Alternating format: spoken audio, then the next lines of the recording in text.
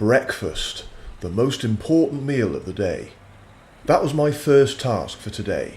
So arriving in the town of Nailsworth, I went into an excellent restaurant called the Olive Tree and had a damn good feed before starting my walk. After breakfast, I climbed up the steep road called the Ladder, and at the top I reached a common where cattle roam freely.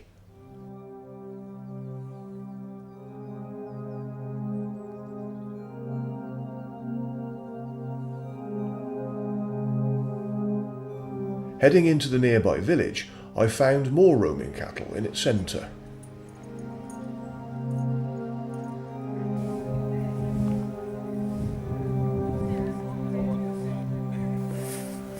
Well, today's tour of the Cotswolds starts here in Minchinhampton.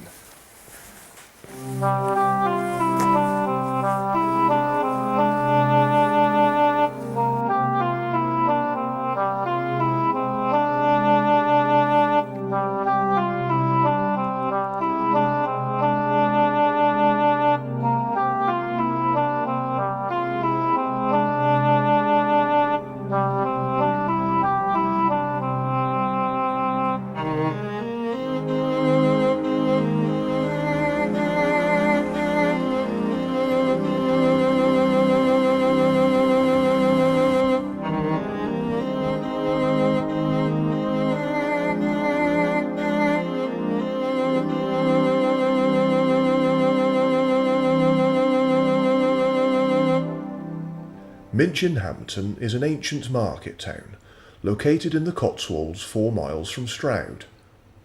The town's shops are clustered in and around the High Street, and consist of a general store, 2 hairdressers, a chain store, a ladies' boutique, a butcher's shop, a local organic dairy outlet, 2 restaurants, a cafe, a post office, an antique shop, an estate agency, and several charity shops. The town also has a doctor's surgery, library, dentist, school and youth club. The Crown Inn closed unexpectedly in March 2014. The pub had hosted clubs and societies, including a folk club and probus over the years, and its location on the market square meant that it was a focal point for the Minchinhampton Country Fair, held every other year.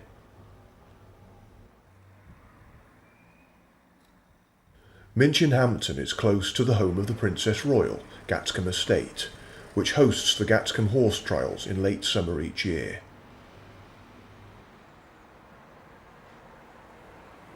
The main square has a war memorial and a 17th century market house given to the town in 1919 by the Lord of the Manor, Lieutenant Colonel H.G. Ricardo, and restored in 1944.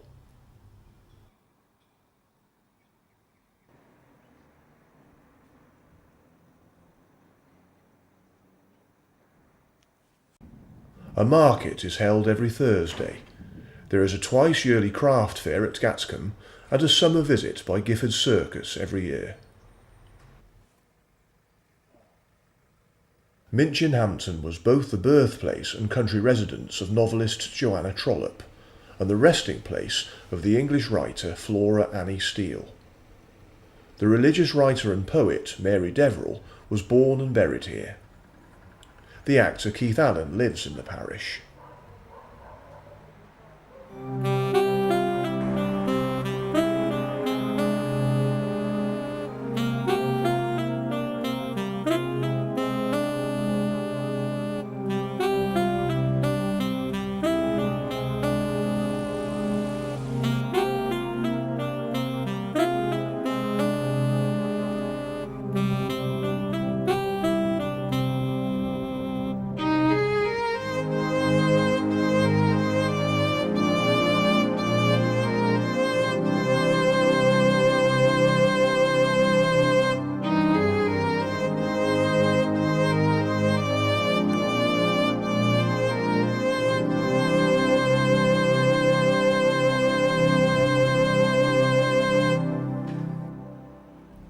There are 2 churches in Minchinhampton, Holy Trinity and Minchinhampton Baptist Church.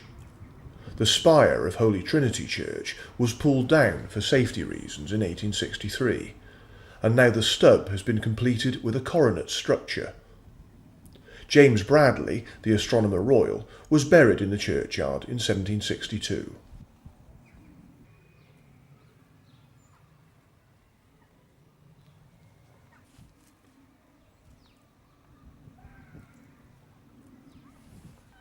Passing Holy Trinity Church, I walked along Bell Lane and up onto Minchinhampton Common.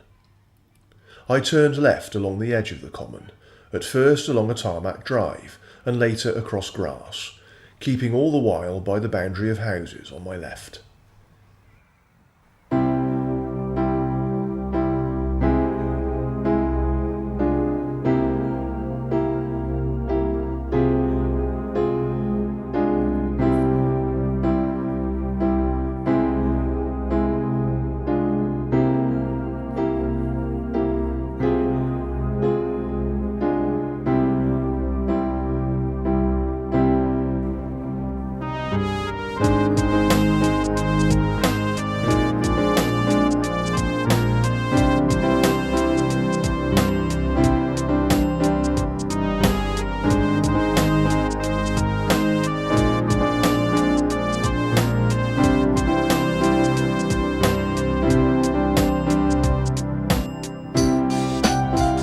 This prominent embankment is part of extensive Iron Age defences called the bulwarks.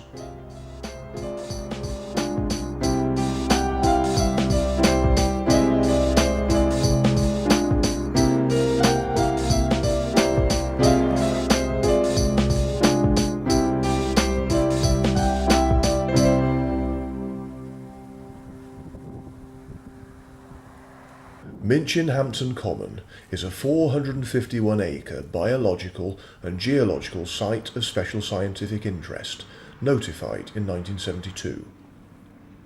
Together with nearby Rodborough Common, it covers nearly 1,000 acres of high open grassland and woods.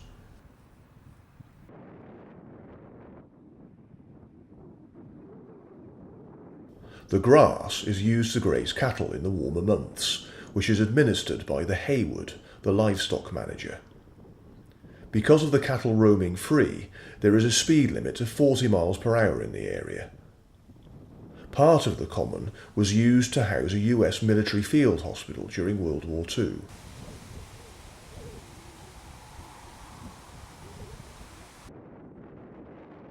Minchinhampton Common is covered with a variety of earthworks, from Neolithic barrows and old quarries to modern-day golf bunkers, and as I continue to head across the common, I pass through another Iron Age embankment and on towards the golf course beyond it.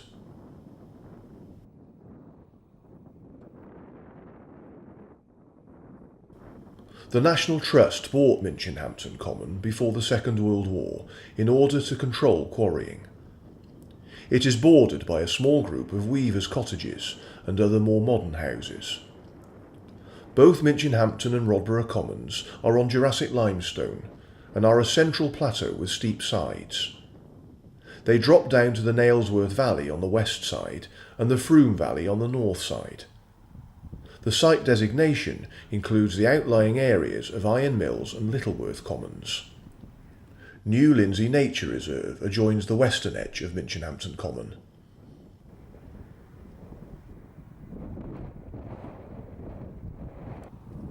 On reaching the buildings of the golf club and pub, I turned right and crossed the common towards the houses of Amberley.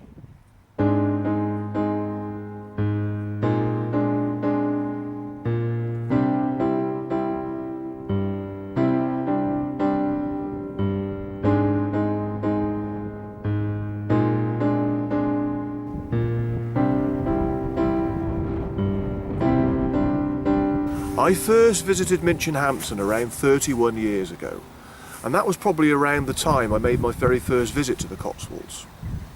Now, back in 1986, I had been living in Bristol for about 2 years, and I had just joined the Youth Hostels Association, so I was starting to explore the countryside a lot more. Now, I came to the Cotswolds on a cycling holiday, so I cycled from Bristol and stayed in the 3 or 4 youth hostels that were here at that time, and I remember coming through Minchinhampton on that particular trip.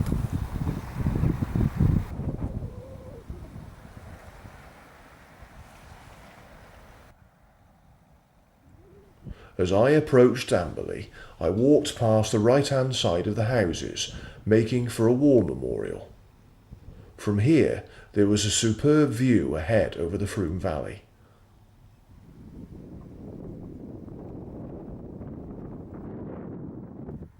From the memorial, I turned right and headed towards the houses and trees in front of me, which marked the edge of the village of Burley.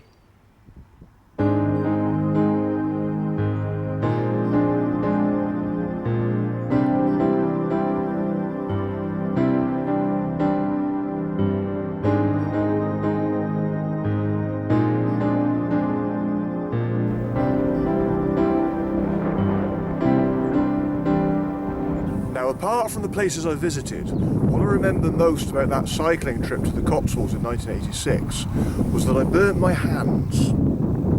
I've had sunburn before, but that's got to be the worst case of sunburn I think I've ever encountered. Well, of course, I've been cycling for a few days, so the backs of my hands were exposed to the sun all that time. And I remember getting back home, and of course I was still living at Mum's at that time, and she'd made a casserole for our tea. And I can remember cutting my tea with my knife and fork, and the steam rising from the casseroles was touching my hands, and because they were so badly burnt, I was there going, ah! As I'm trying to eat my casserole. It was absolute flipping agony. I mean, I laugh now, but at the time, it was not a nice experience at all. Trying to eat my tea and being...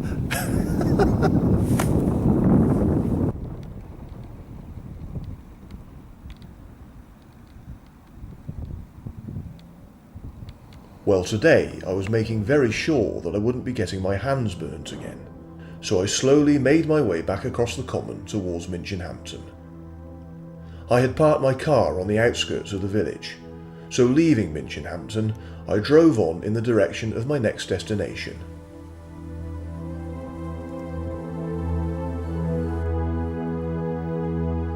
My journey took me east as I headed along the A419.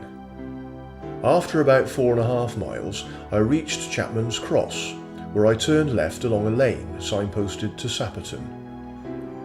After a further 5 miles, I arrived at the location I really wanted to visit today.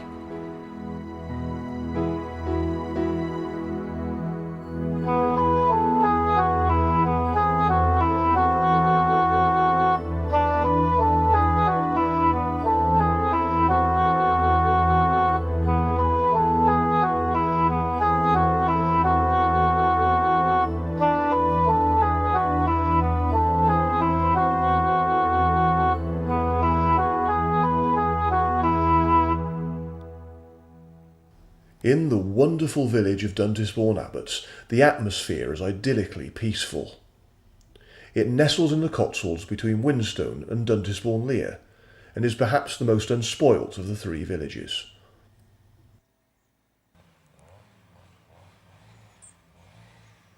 There was a school here, which closed in 1953, and the building now houses the village hall.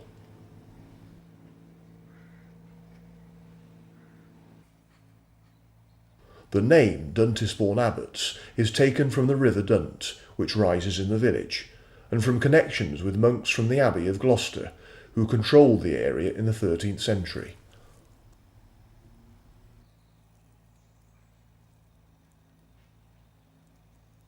I enjoyed a slow, leisurely walk around this lovely village.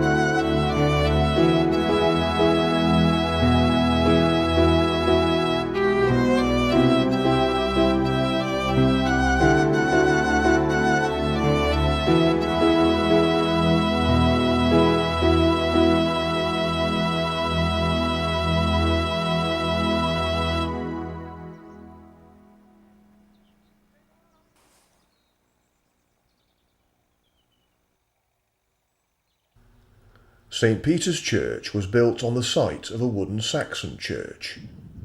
The base of the solid square tower is early Norman and the oldest part of the church. The top of the tower, with its saddleback roof, was added later. The nave and north aisle are early 12th century. There was a major restoration at the end of the 19th century, when the low chancel arch was replaced, gallery removed, plaster stripped from the walls, south aisle and organ chamber added, and the south porch rebuilt.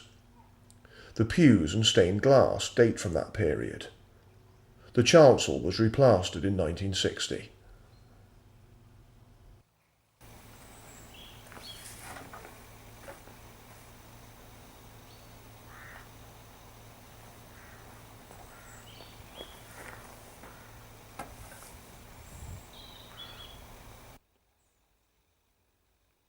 I carried on with my slow walk around Duntisbourne Abbots.